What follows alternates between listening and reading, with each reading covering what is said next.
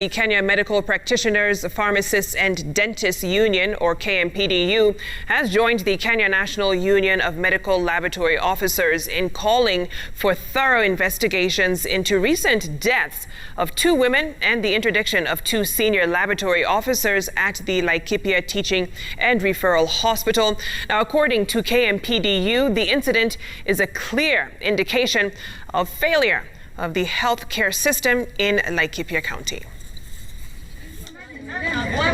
KMPDU says the county government of Laikipia is to blame for the deaths of 2 women at the Laikipia Teaching and Referral Hospital earlier in the week.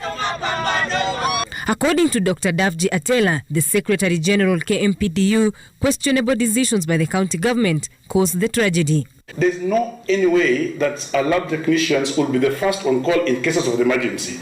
But we know that the doctors who will be handling these emergency situations were all dismissed in 2019. KMPDU maintains that the Laikipia County government's failure to implement collective bargaining agreement in 2019 and sacking of 34 doctors cannot be wished away.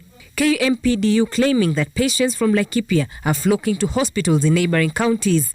The Medics Union wants all county governments to employ more doctors where there are shortages, even as it calls for reinstatement of the 2 dismissed laboratory officers. Governors have continuously refused not only to hire healthcare workers, but also to promote them and also do not pay them on time. And I want to put the county leadership on notice that if you guys are not going to take the healthcare workers' plight seriously, we are going to go to Wananchi. And we are going to bring the same voters out of the streets to demand for better healthcare and better treatment for their healthcare workers. The doctors were reinstated by Public Service Commission. The same doctors were reinstated by the court order of Nyeri. The same doctors, there was a recommendation from health committees in Parliament and in the Senate that reinstated the doctors. But the county government has ignored and blatantly refused to pay these doctors. The doctors reported to work, and within 2 weeks they were considered personnel and grantors, and therefore they had to stay out of work. At the same time, the Medical Laboratory Officers Union has criticized dismissal of 2 of its members, saying it was a move to cover up for real culprits. The fraternity called on the county government of Laikipia, together with other relevant authorities, to do a proper investigation that will help ease suffering and turmoil in the county and to stop using a single department and employees of that department as a scapegoat.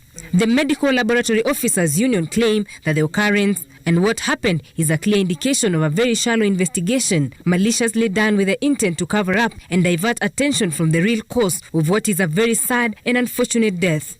Fidelis Washie, who served as a senior medical laboratory officer, and Clement Wambogo, who served as a laboratory technologist, was suspended on Friday, a day after Laikipia County Health Assembly Committee made an abrupt visit. The hospital has since Monday this week been on the receiving end of criticism following the deaths, with reports claiming hospital staff were conducting a surprise birthday party for one of the staff members that delayed service delivery to patients who needed urgent medical attention. Emily Chebet, Citizen TV.